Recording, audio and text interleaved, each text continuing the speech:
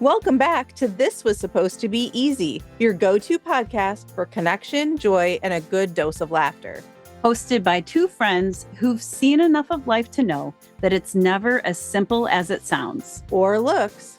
Each conversation celebrates the diverse journeys we travel, the moments of bravery, the strength we didn't know we had, and the joy we find along the way. Because let's be honest, life is full of things that were supposed to be easy, but turned out to be harder. And definitely funnier than we thought. This is Amy. And this is Cheryl. And if it were easy, we wouldn't be here. Today, Amy and I invited one of our good friends, Dr. Joellen Lewsader, who we've worked with, but again, she's in the very famous now book club that gets together on a regular basis. And we asked Joellen to join us because she recently had a sabbatical from the university for a semester.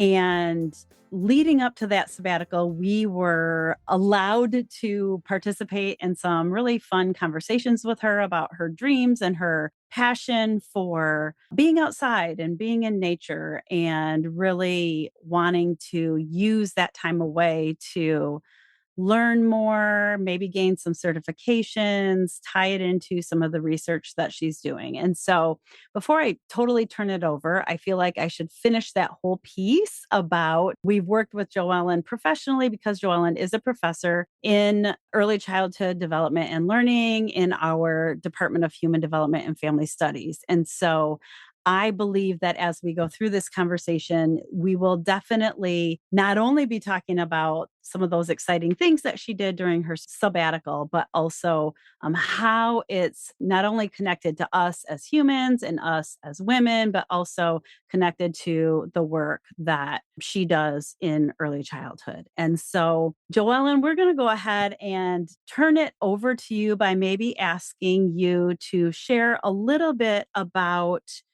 your interests and passions that led you to the area that you focused on in your sabbatical and even tell us a bit more about what that was. And we will come up with good questions for you as we listen. Okay, sure. Yeah. So I'm a professor. And so it was, time I had, actually it was overtime for me to take a sabbatical, which is just such I think, a cool idea. I think I wish more professions would give people sabbaticals just to rest and focus on your own things. And yeah, so I also teach one of the classes I also teach is lifespan development. Because that's, my PhD is in human development and family studies. And then I have that specialty in that early childhood space. But one of the things I talk about with students is there's a time in your life where you think about, you change your perspective from this is how old I am, this is how long I've been here, to this is how long I have left on this planet. Fairly recently, in the last few years, is I changed my perspective changed. And I'm like, you know what? How much time do I have left here? And what do I want to focus on? And so I did some reflecting and stuff on, what are my passions? What do I want to do while I'm here? And I think being a woman and being the oldest child and things like that, I've often done what other people have wanted, and I've supported that. My children, I've got 4 children, supporting their interests and things like that. So I really was been thinking about that. And so I thought back to, where is my special place? What fulfills me? And it's nature. It's being out indoors. So I think about when I was a small child, where I wanted to be was always outside. And so that's what I think about. When I think about me as a child, I'm always in my backyard or playing with, my friends, but outside. And then when I had my own young children, when they were little, I had an in-home childcare, and I really tried to have the children out as much as possible. That's where I was and the happiest. And so that's where I realized that's where I want to be most in my later years, is outside. And so I really wanted to shift. But at the same time, I don't know a ton of stuff. I can't name every single plant. Like you, Cheryl, are much better at knowing how to grow plants and nurture them. Or, my children know the trees, the names of the trees, or Shane, my son, knows all the bird names and things like that, can identify bird calls. And as much as I love nature, I wanted to know more. So that's on my sabbatical. That was one of my big focus. I wanted to learn through research, right? Focusing my own research, changing that research agenda to being nature focused. And then I knew I needed to learn more. And so I came upon, a sylvotherapy certificate. So sylvotherapy is forest bathing, and it comes from Japan in like the 1980s is where it started. But if you look back, back in ancient history, like the Druids and things like that, they also did a lot of this, and being in touch with nature. And then I also was invited to take a class at our local tribal college, an introduction to Native American studies. And I did, and it's their way of knowing about nature is just, it's such a different perspective. And so that kind of helped inform what I, wanted to do too. So I did those three things during my sabbatical to just change my shift and set my path on where and what I want to do for my rest of the time here on this earth. I feel like that in itself could be, something that people think about of what they want to do for the rest of their time here. I feel like that could be an episode all in itself, but I love that this is also about nature and forest bathing. And I have to tell you, in preparation, as I was talking with a few people, the amount of weird looks I got here when they heard the term forest bathing. And I think everyone envisions someone showering or taking a bath in the middle of the woods. Yeah. It was pretty. Every single person looked at me and was like, "You're going to talk about showering in the woods, and it's You're like, gonna no, get forest naked bathing outside? is something." Yeah, something totally different. So maybe too, if you could explain to our listeners what exactly that means when we use that term, that would also be wonderful. Yeah. So the term forest bathing, so it comes from the Japanese when they started back in about 1981. And so what happened was, if you think about Japan, they were becoming more urban, and people, just like like most of our world, is becoming more urban, and people are moving more and more to cities. But cities are not healthy for humans. And so they had a new minister of forestry. And so he started the movement of forest bathing. And so it's spending time in nature. So going out, right, to a place where there's trees and grass and, probably, whatever forest looks like you, or, if you can't, if people, not everybody can get outside, just being around a lot of plants, like going to a greenhouse or bringing house plants into a room and then just sitting, right? Sitting and just being is a lot of part of the forest bathing. It's letting that oxygen, because plants emit oxygen, they take in the carbon dioxide. Sitting and being is a big part of that forest bathing, right? Is sitting, breathing in that oxygen, just noticing, pausing and noticing flowers, noticing sounds in nature, hearing the birds, putting your phone down. I think that's the biggest barrier I have to when I've tried to lead other people into forest bathing is people will not set their phone down. They want to keep it to, either take, pictures or, oh, if somebody's going to call, or, oh, but I might miss that text. And that's exactly what forest bathing is not. So it's hard to lose yourself in nature and really bathe in it. So, because think about it, if you're in a bathtub, you're not going to have your phone, because if you drop it, it's going to be gone, right? So most people, if you're taking a bath, are not going to have their phone. I'm sure some people do. But in the forest bathing, it's getting rid of everything else and just cleansing yourself, your breathing, your mind, and just calming in nature. And so it really takes a time, like at least an hour to do it. Mm-hmm. I'm looking at the plants behind you and appreciating, that you're surrounding yourself by the plants, even when you're in your office at work. And I have this image in my mind. I believe that it's real.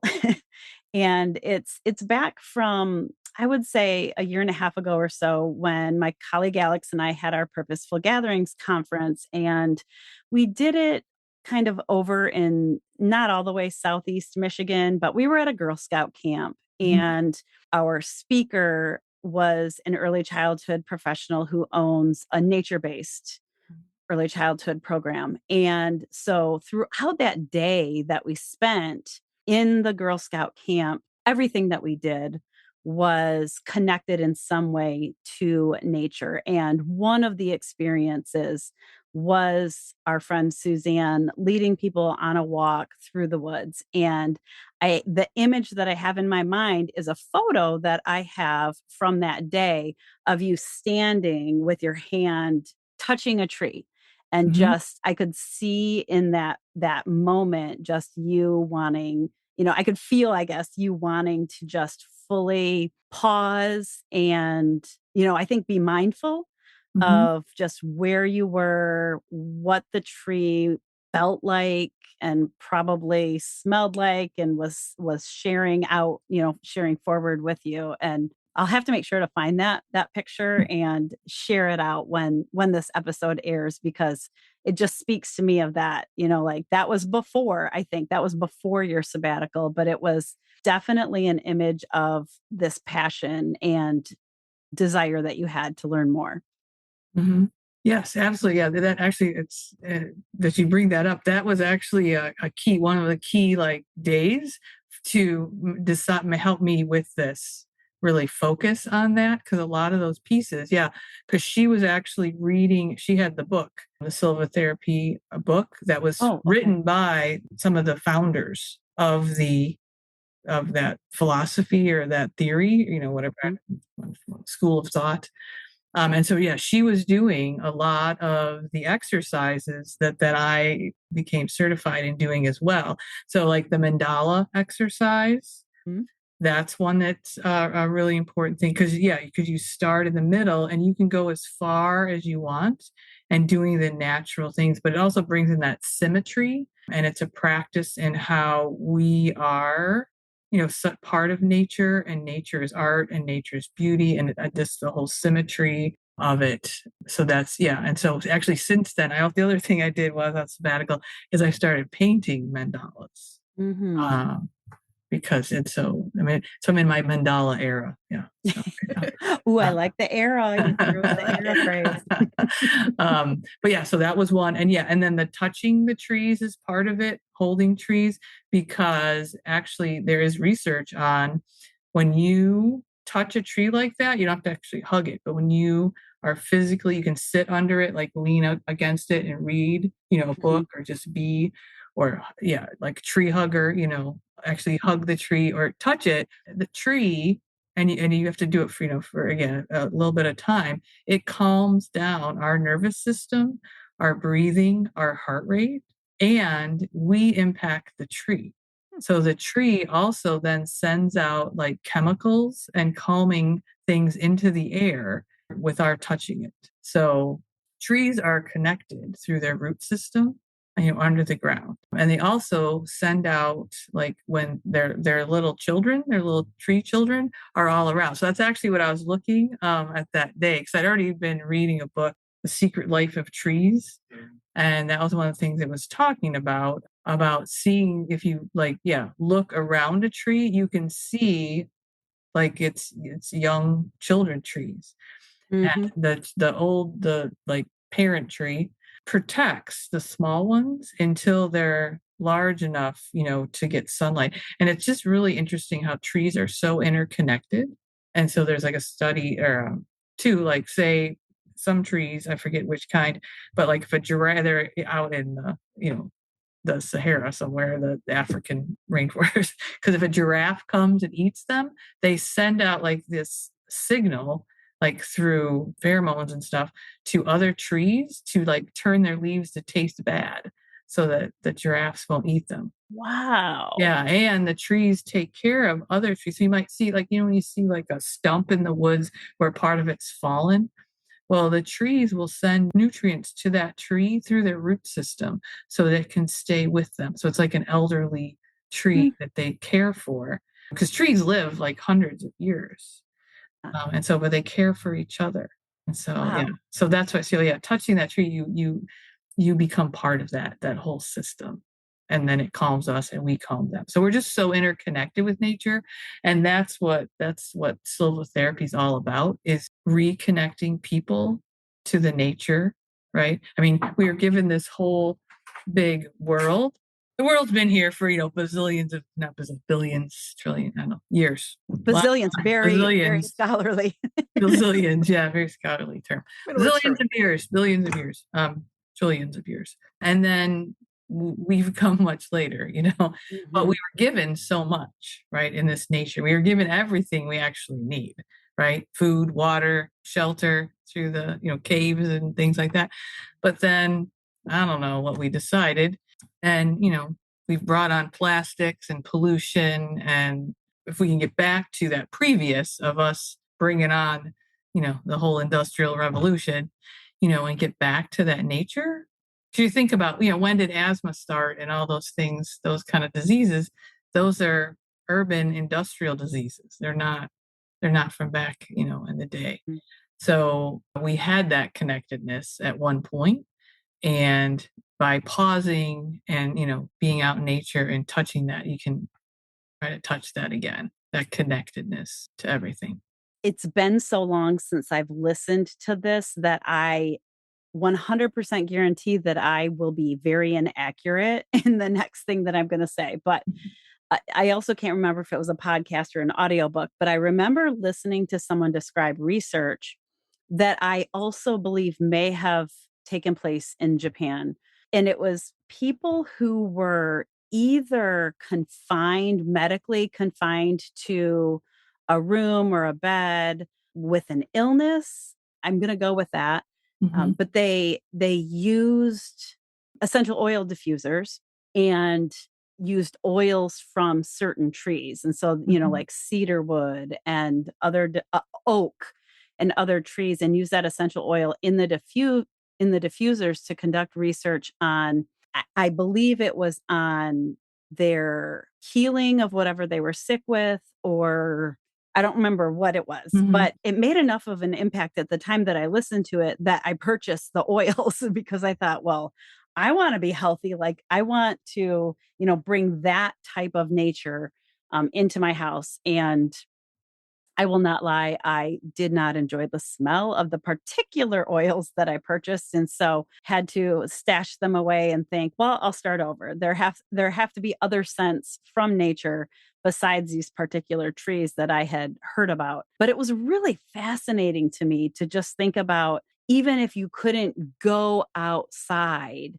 there were ways that you could bring some of those healing properties inside and benefit from them side. So, Yeah, yes. And yes, you're totally 100%. There is research on that and the essential oils. One thing you have to be careful about though when you're purchasing essential oils, that they are the pure tree stuff, because again, industrial revolution, capitalism, a lot of essential oils are synthetic, yeah. and those are not going to help you. You're not going to get the same benefit as the oils that are actually, pure from the stuff. And so, but that there is research that shows that, yes. Mhm. So I'm wondering, how do you feel like this has impacted your life? Like how, now that you've really kind of dived deeper into it, how are you feeling about it in general? How has it maybe made some impacts?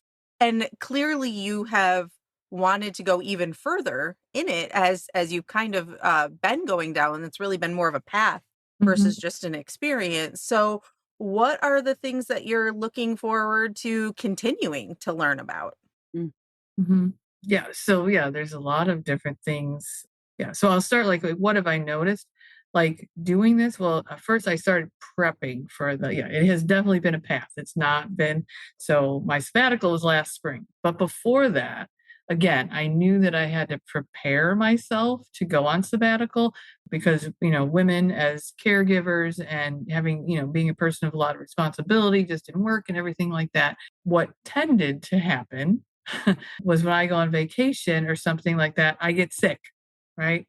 And so I was really afraid that that was going to happen if I went on sabbatical. The first thing that was going to happen, I was going to get really sick, because it's also happened to some of our colleagues. Quite a few. Yes, that they went on sabbatical and bam, they were really sick and couldn't do what they wanted to do.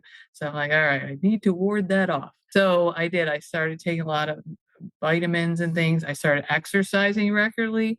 before I went on sabbatical to get my immune system and everything built up to do that. So then, yes, and then I was really trying to, so I did a lot of things too, like began meditating, breathing, trying to be in nature just to work up to this. Mm-hmm. And so then I could just really immerse myself in this stuff, which I did over sabbatical. Then I noticed when I was coming back to work, oh my gosh, that was really hard. That re-entry then was really hard. I was very stressed. And it was like I almost lost everything that I had like learned. Those little things was so fragile. I've had to like really been intentional about being okay, well, you prepared for this, you did all this, let's refocus. And so I have to every day be intentional about this is what I want to do. I want to be in nature. This is I deserve to do my research. So it's actually very difficult to keep this focus, to keep what I want to do, and I want to be in nature. But just recently, I think with this, again, it's almost been a whole year now, and me really trying to be intentional, keeping the breath works, being in nature, touching trees, listening to birds, trying to identify plants, taking the time to watch the squirrel cross the road, all that stuff, instead of getting caught up. I feel like I am finally getting in touch with that universe, like the universe. And I know it sounds woo woo, but that's part of that nature. Nature is part of the universe. That I'm finally feeling that a little bit. I'm feeling those glimpses. Oh, I'm in tune. Now it's not all the time, but I'm getting the glimpses of what I want it to feel like now after like a year and a half of trying to get to these Yeah. places. But they're brief.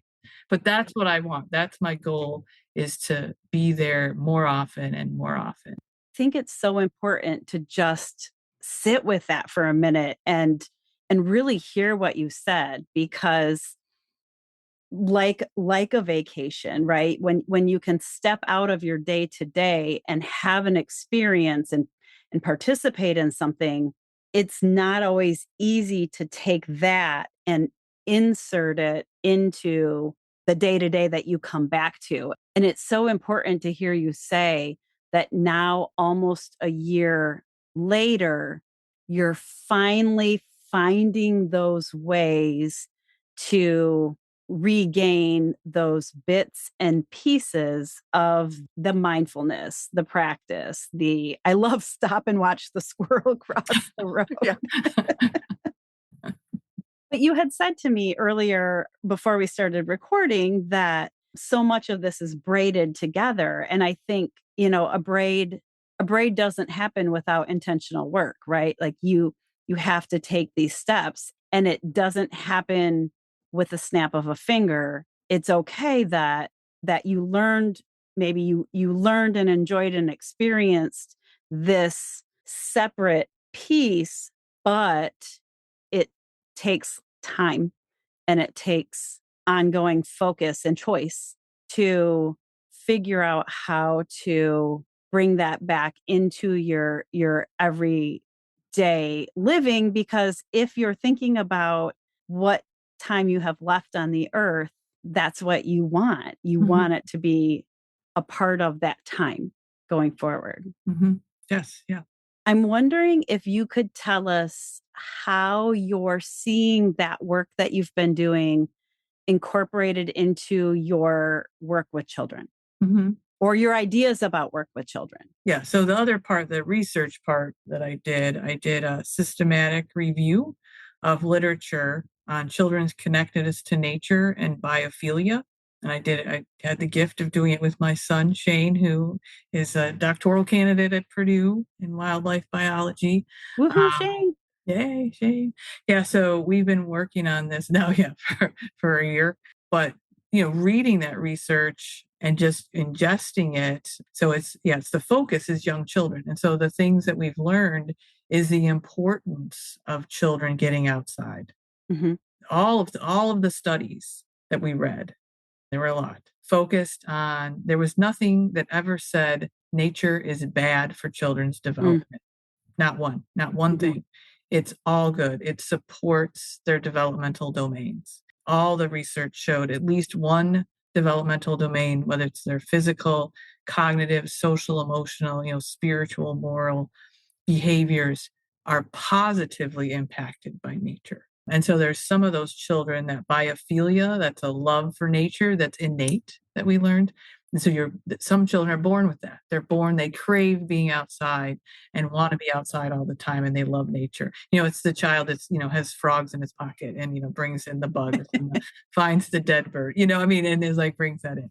Or it's my walker, right? Like my Yeah, so walker those who's a children, rock yeah, climber. so they have an innate, biophilia, whereas other children, yeah, not so much, you know, but they're connected to nature can be learned.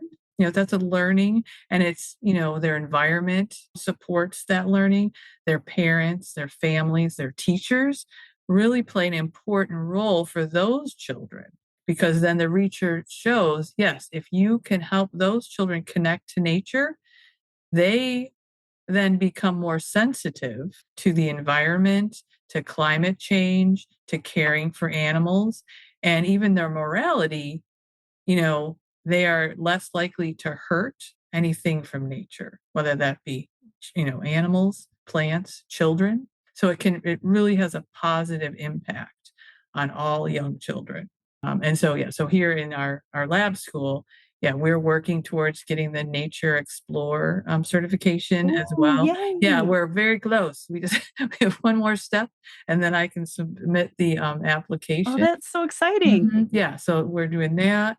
I'm hoping to this in summer one, we're going to do some birding. We're going to do birding with preschoolers. So I went to a workshop when I was at the NACI conference in fall. That was really interesting. So I wanted to try that here, see if we can pilot something like that here. Neat. So as we're, as our listeners are listening, what if this is kind of triggering in a good way, not using it in a bad term, but making them think for themselves, like that maybe they recognize that they're better when they're in nature or they enjoy it more or they're looking for opportunities to get outside. How would you, or looking for a change in their life? Like, how would you say there's a place to start? How would you tell someone to get started? I would say, yeah, the first thing is, yeah, like leave your phone inside and go outside without the phone. That would be step one. I think that we have a tendency, oh, I'm going to take a walk in nature, and you got the phone, and then it buzzes, and your focus gets drawn back, right? So I'd say that is the first step, is just to try to go out in nature without your phone. If that's out in your backyard, or just stepping out on the porch. And you have to get comfortable with that, because I think that we all have, not all, I mean, a lot of people have like a panic, like, oh my God, I don't have my phone right now. And it causes anxiety. So I think you have to get over that is one space. Or, if you can lose yourself. So I know some people like gardening, and that's a way to do that. I know, Amy, you like to just be outdoors. That's just doing that. But yeah, doing it without the technology is the first step, leaving it out and just noticing that. I mean, that was one of the first thing I started was, yeah, just trying to just leave my phone inside and just try to be outside and just breathe and do it for, 5 minutes, do it for 10 minutes, do it for 15, and just keep increasing that so that you're outside more and more without your phone. If we have listeners who are raising children or have important children in their lives or work with children, do you have any tips for the child end of that, appreciating or spending more time outside, or just little tips for how to do that maybe just a little bit more? Mhm. Yeah, I think just taking a walk around the block with your child. And again, being present. I think that being present in the nature is the important piece. Hmm. So it's noticing, and even the child, chances are your child is going to notice more than the adult. And then when they stop, right, it's not a race, it's not a timed walk. When they want to collect all the little whirly-gigs, or they stop and look at the ant crawling, let them, and Hmm. just pause and take the time, to do that. And so maybe your walk around the block actually does take an hour because you're noticing so many things. Because there is so much things to notice out in nature when you allow yourself to do that.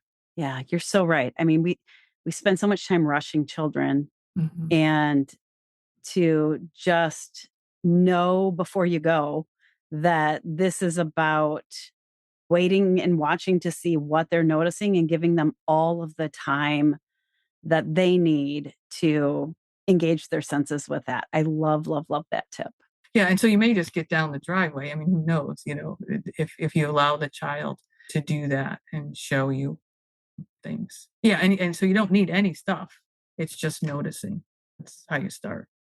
I think that's helpful because so many people I know go outside with a purpose. So, and it's not usually to be mindful or take it in. Usually it's they're going outside because they're going to go for a walk. They're doing it for exercise. They're doing it maybe to enjoy the sun, and that might be an overlap, or as a means to get from one place to another. Something like that. And that the idea of slowing down and letting it be about kind of the journey is for some people almost painful because Mhm. it having unscheduled time without the destination in mind, where we do live in a time where it's so often about how can we get there faster? How can we be more purposeful and efficient? And really, this is kind of about almost a lack of efficiency in the Mhm. best way. It's about saying that you are totally untuning into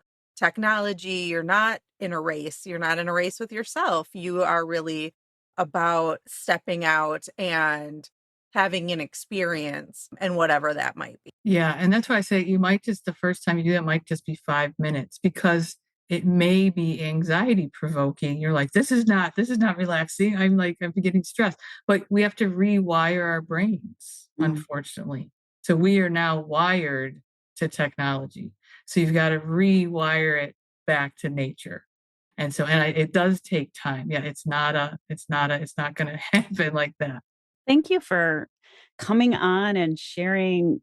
Gosh, I am looking out my window right now, and it just makes me want to get up and go outside for a bit. So really appreciate that encouragement to take time for ourselves and enjoy the process. Yeah, enjoy the world, what we've got. It's such a great gift.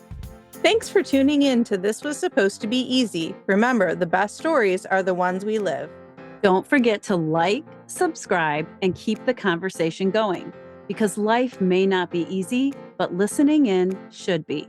Stay curious, stay connected, and keep wondering.